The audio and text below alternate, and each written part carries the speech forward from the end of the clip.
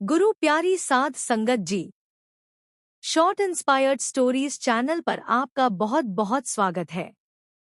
Video शुरू करने से पहले आप कृपा करें मेरे चैनल को सब्सक्राइब जरूर करें और साथ में बेल आइकन को भी दबा दें ताकि मेरे नए वीडियो का नोटिफिकेशन आपको मिल जाए।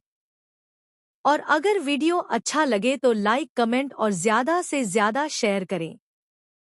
यह चैनल गुरुजी की साक्षात शिक्षाओं से प्रेरित दिल और आत्मा को छूने वाली साखियों का घर है। अब देर ना करते हुए आज की कहानी शुरू करते हैं। गुरु प्यारी साध संगत जी, आज की साखी बहुत ही दिलचस्प, प्रेरणादायक और शिक्षा देने वाली है। इस साखी से आपको बहुत कुछ सीखने को मिलेगा। आज हम पंजाब के दिल से एक शक्तिशाली कहानी सुनने वाले हैं।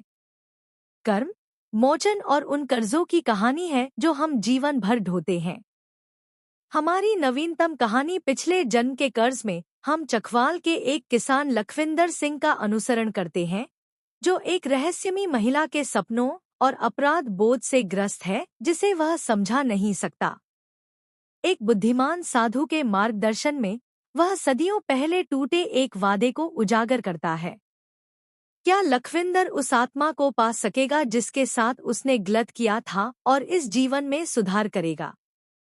यह क्षमा, प्रेम और कर्म के शाश्वत चक्र की यात्रा है जो हमारी पंजाबी संस्कृति की जीवंत पृष्ठभूमि के खिलाफ स्थापित है।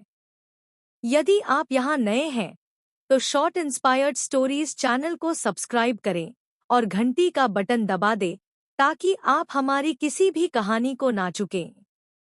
कमेंट में अपने विचार साझा करें और आइए ज्ञान के इस मार्ग पर साथ चलें। पंजाब के सुनहरे मैदानों में बसे चकवाल के जीवंत गांव में सूरज ढल चुका था और गेहूं के खेतों में अंबर और लाल रंग के रंग दिखाई दे रहे थे।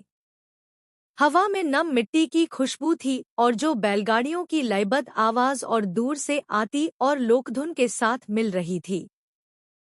लखविंदर सिंह, जो अपने जीवन के आखिरी 30वें दशक में एक मजबूत किसान थे, समुदाय में एक स्तंभ थे जो अपने उदार हृदय के लिए जाने जाते थे। फिर भी उनकी गर्म मुस्कान के नीचे एक भारीपन, एक दुख छिपा था जिसके बारे में उनकी पत्नी गुरप्रीत कौर अक्सर कहती थी कि वह उनकी उम्र से ज्यादा पुरानी लगती हैं। जैसे कि उनके पास किसी ऐसे समय का बोझ था जिसका नाम वह बता नहीं सकती। लखविंदर सिंह का जीवन अपनी सादगी में भरपूर था। उनके खेतों से उनके परिवार गुरप्रीत, उनके बेटे अमृत और उनकी बेटी सिमरन का पेट भरने के लिए पर्याप्त उपज होती थी और पड़ोसियों के साथ भी साझा की जाती थी। गांव के लोग उनका सम्मान करते थे और उनके बच्चों की हंसी उनकी मिट्टी के ईंटों का घर में भर जाती थी। लेकिन हर रात को लखविंदर को एक महिला के सपने आते थे, जिसकी आंखें चुपती थी। उसके हाथ फैले हुए थे और मैं फुसफुसाते हुए कुछ ऐसे शब्द बोल रही थी जी नहीं, वह समझ नहीं पा रहा था। यह सपने उसे बेचैन कर देते थे। उसका दिल एक अकल्पनीय अपराध बोध से भारी हो जाता था। वह गांव के गुरुद्वारे में जाकर गुरु ग्रंथ साहिब जी के सामने माथा टेकता था। वाहेगुरु जी का खालसा, वाहेगुरु जी की फतेह जैसी प्रार्थना करता था। लेकिन सपना बने रहे। हर गुजरते चांद के साथ और भी स्पष्ट होते गए। एक वसंत के सुबह जब लखविंदर अपने खेतों की जुताई कर रहा था, एक घुमक्कड़ साधु चकवाल में आया। भगवा वस्त्र पहने, उलझे हुए बालों और शांत आभा वाले साधु के बारे में कहा जाता था कि मैं इस जीवन के पर्दे से परे अतीत के धागों को देख सकता था। गांव के किनारे पर प्राचीन बरगद के पेड़ के नीचे गांव के लोग आशीर्वाद और उत्तर पाने के लिए उसके पास आते थे। लखविंदर को संदेह था, लेकिन उसे साधु की ओर खिंचाव महसूस हुआ, मानो किसी अदृश्य शक्ति में उसे अपनी ओर खींचा हो। सवालों से भरे दिल के साथ वह सम्मान पूर्वक झुकते हुए उसके पास गया। साधु जी, लखविंदर ने धीमी आवाज में कहा, मुझे एक औरत के सपने सता रहे हैं जिसका दर्द मैं महसूस तो कर सकता हूँ पर समझ नहीं पाता। वह मेरी तरफ दुख भरी आंखों से देखती है और मैं जाग जाता हूँ और महसूस करता हूँ कि मैं उसका कुछ कर्जदार हूँ। मैं ऐसा कौन सा कर्जदार हूँ जो मुझे याद नहीं। साधु जी की नजर स्थिर थी। लखविंदर की आत्मा को भेद रही थी। बेटा, तुम्हारे पिछले पिछले जन्म की प्रतिध्वनियां है। उसने कहा, आत्मा जन्मों जन्मों का कर्ज ढोती रहती है। प्यार, अधूरे वादों और विश्वासघात का कर्ज। ऐसे कर्ज को माफ करने के लिए पहले तुम्हें उसे समझना होगा। मेरे साथ बैठो और चलो सच्चाई की तलाश करते हैं। साधु के मंत्रों से प्रेरित होकर लखविंदर ज्ञान की समाधि में चला गया। मंत्र हवा में गूंजने लगे और उसकी मन चखावल के खेतों से बंधा नहीं, बल्कि दूर के समय में चला गया। वह अर्जुन था। सदियों पहले एक हलचल भरे बाजार वाले शहर में एक युवा व्यापारी अर्जुन कितवंशा प्रवज्वलित था। मसाले और रेशम के व्यापार से उसे धन तो मिला, लेकिन आसपास के लोगों के प्रति उसका दिल ठंडा हो गया। उसके कामगारों में लीला भी थी, जो एक विधवा थी और उसके गोदाम में सामान छांटती थी। उसके हाथ तेज थे। उसकी हंसी उन दिनों में एक दुर्लभ रोशनी थी। लेकिन अर्जुन ने सिर्फ उसे एक मजदूर के रूप में देखा, एक व्यक्ति के रूप में नहीं। लीला के पति अर्जुन के दोस्त एक कारवां दुर्घटना में मर गए थे और उसे और उसकी नवजात बेटी माया को उसकी देखभाल के लिए छोड़ गए थे। अर्जुन ने उनकी रक्षा करने का वादा किया था, लेकिन जैसे जैसे उसकी संपत्ति बढ़ती गई, वैसे वैसे उसकी उपेक्षा भी बढ़ती गई। उसने लीला को बहुत ही काम मजदूरी थी। जब वह बीमार पड़ी, उसने मदद के लिए गुहार लगाई और जब कोई काम करने के लायक नहीं रही तो उसे बाहर निकाल दिया गया। लीला गरीबों के कारण मर गई। उसकी बेटी सड़कों पर रह गई। उसके अंतिम शब्द फुसफुसाते हुए थे, तुमने वादा किया था। दृष्टि में लखविंदर ने लीला को कमजोर रूप को देखा। एक फटी हुई शॉल पकड़े हुए उसकी आंखों में विश्वासघात की भावना भरी हुई थी। उसके शब्दों के भार ने उसे कुचल दिया और वह बरगद के पेड़ के नीचे हांफते हुए उसके चेहरे पर आंसू बह रहे थे। साधु जी की आवाज में कोमलता थी। अब तुम समझ गए लखविंदर, तुम्हारी आत्मा पर अर्जुन का कर्ज है। लीला की आत्मा बदला नहीं, समाधान चाहती है। इस कर्ज को माफ करने के लिए तुम्हें इस जीवन में सुधार करना होगा। पर कैसे? लखविंदर ने पूछा। आत्मा अपना रास्ता खोज लेती है। इस जीवन में उसका सार ढूंढो। वह लीला नहीं हो सकती, लेकिन उसकी आत्मा किसी ऐसे व्यक्ति में रहती है जिससे तुम मिलोगे। प्रेम और निस्वार्थ भाव से काम करो और कर्ज माफ हो जाएगा। लखविंदर लौट आया। साधु के शब्द लगातार गूंज रहे थे। उसने गुरप्रीत के साथ यह दृश्य साझा किया जो तेल के दिए की टिमटिमाहट में सुन रही थी। उसके हाथ अभी भी रोटी बनाने के आटे से सने हुए थे। तुम्हारा दिल हमेशा बड़ा रहा है, उसने धीरे से कहा। शायद इसलिए तुम इतना कुछ देते हो। तुम्हारी आत्मा शांति की तलाश कर रही है। उसे हम साथ मिलकर पाएंगे। लखविंदर ने अपनी खोज शुरू की। उसकी आंखें चखवाल में हर चेहरे पर खुली थी। उसने अपना दान 2 गुना कर दिया। भूखे को अनाज वितरित किया और बेरोजगारों को काम दिया। उसने गुरुद्वारे में लंगर प्रायोजित किया। आने वाले सभी लोगों को दाल और पराठे परोसे। फिर भी सपना बन रहे। महिला की आंखें अभी भी आरोप लगा रही थी। एक शाम जब बहन गांव के बाजार से गुजर रहा था तो उसने कपड़ों की दुकान के पास शोरगुल सुना। किरण नामक एक युवती जो 20 साल से काम की उम्र की नहीं थी, व्यापारियों के समूह के सामने खड़ी थी। बहस करते समय उसकी कई चोटी झूल रही थी। उसकी आंखें भयंकर लेकिन थकी हुई थी।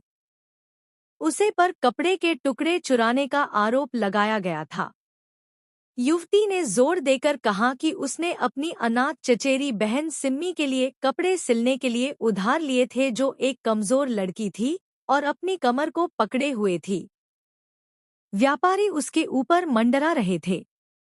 उनकी आवाजें कठोर थी, लेकिन किरण ने अपना रुख नहीं बदला। लखविंदर ने उसकी आंखों में कुछ देखा, एक ऐसा दर्द जो लीला की आंखों में झलक रहा था। बिना सोचे समझे वह आगे बढ़ गया। बस, उसने कहा। उसकी आवाज शांत लेकिन दृढ़ थी। मैं कपड़े के पैसे चुका दूंगा, उसे रहने दो। व्यापारी लखविंदर की स्थिति को पहचानते हुए पीछे हट गए। हालांकि किरण को संदेह था। आप मेरी मदद क्यों कर रहे हैं? किरण ने तीखी आवाज में पूछा। तुम मुझे नहीं जानते। मुझे नहीं पता। लखविंदर ने उसकी नजर से नजर मिलाते हुए स्वीकार किया। लेकिन मुझे लगता है कि मैं तुम्हारा कुछ एहसानमंद हूं। किरण ने उपहास किया लेकिन फिर कुछ नहीं कहा। कुछ हफ्तों में लखविंदर ने मदद के तरीके खोज निकाले। उसने किरण को अपने खेत में काम करने का प्रस्ताव दिया ताकि वह और सिम्मी भरपेट खाना खा सके। उसने उनकी टपकती झोंपड़ी की मरम्मत करा दी। मानसून की रिमझिम बारिश में तख्तों को थोक कर बनाया। गुरप्रीत ने उनका स्वागत किया। गर्म फुलके और साग बांटे। सिम्मी को अपने जैसा माना। धीरे धीरे किरण की सतर्कता कम हो गई। हालांकि उसका अभिमान उसे सतर्क रखता था। एक शाम अपने घर के बाहर आग के पास किरण ने अपनी कहानी सुनाई। जब वह बच्ची थी तब उसके माता पिता बाढ़ में मर गए थे, जिससे उसे सिम्मी को अकेले पालना पड़ा। उसने लैंप की रोशनी में कपड़े सिल दिए थे। उसकी उंगलियां कठोर हो गई थी, लेकिन जीवन बेरहम था। दुनिया हम जैसे लोगों को भूल जाती है, उसने धीमी आवाज में कहा। लखविंदर ने सुना, उसका दिल दुख रहा था। उसने किरण की दृढ़ता में लीला को देखा, सिम्मी के प्रति उसके प्रबल प्रेम में, जिसने उसे माया की याद दिला दी जो लीला की खोई हुई बेटी थी। मुझे नहीं पता कि तुम मेरी मदद क्यों कर रहे हो, किरण ने कहा। अब उसकी आंखें नरम हो गई थी। लेकिन यह किसी और के किए से कहीं ज्यादा है, लखविंदर ने हिचकिचाते हुए कहा। मुझे लगता है कि मैंने बहुत पहले एक बार तुम्हारे साथ गलत किया था। तुम्हारे साथ नहीं, बल्कि तुम्हारे जैसे किसी और के साथ। मैं इसे ठीक करने जा रहा हूं। किरण ने भौहें सिकोड़ी, हैरान लेकिन दबाव नहीं डाला। इसके बजाय उसने उस पर भरोसा करना शुरू कर दिया। अमृत और सिमन सिम्मी के साथ खेलते थे। उसे खेतों में पतंग उड़ाना सिखाते थे। उनकी हंसी गूंजती थी। गुरप्रीत ने किरण को पिन्नी बनाना सिखाया। मीठी मिठाइयां उन्हें बहनों की तरह जोड़ती थी। लखविंदर के सपने कम भयावह होते गए। महिला की फुसफुसाहट धीमी होती गई। लेकिन उसे पता था कि कर्ज अभी भी बाकी है। एक शरद ऋतु के दिन बोग्याटो त्रासदी हुई। सिम्मी बुखार से बीमार पड़ गई। उसका छोटा शरीर कमजोर पड़ गया। गांव के डॉक्टर ने अमृतसर में इलाज कराने का आग्रह किया, लेकिन खर्च बहुत ज्यादा था। किरण का चेहरा पीला पड़ गया था। उसके हाथ कांप रहे थे क्योंकि वह अपनी थोड़ी बहुत बचत गिन रही थी। लखविंदर ने लीला की पीड़ा को याद करते हुए एक विकल्प चुना। उसने अपनी पुश्तैनी जमीन का एक हिस्सा बेच दिया, एक ऐसे गांव में जहां जमीन विरासत में मिली थी। यह एक दर्दनाक त्याग था। पैसे से उसने सिम्मी का इलाज करवाया और धीरे धीरे वह ठीक हो गई। किरण अभिभूत होकर उससे भिड़ गई। वह जमीन तुम्हारे बच्चों का भविष्य थी। क्यों?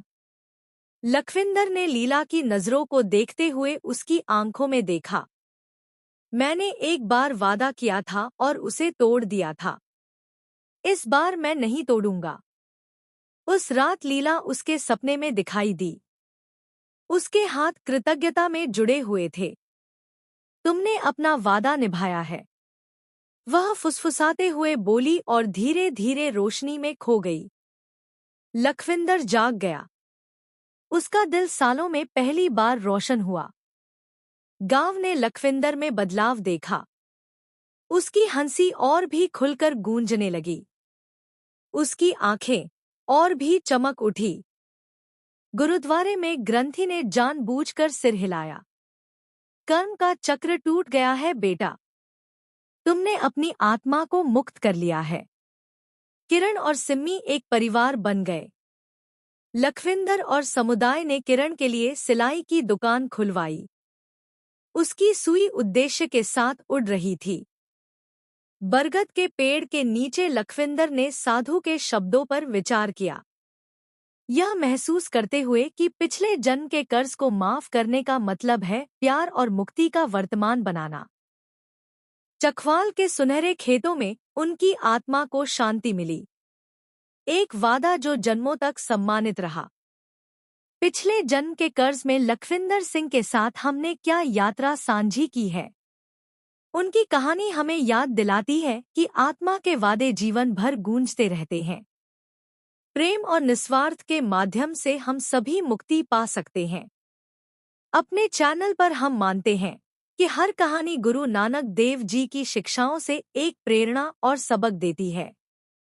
आज यह हमारे कर्तव्यों को शुद्ध हृदय से निभाने के बारे में है।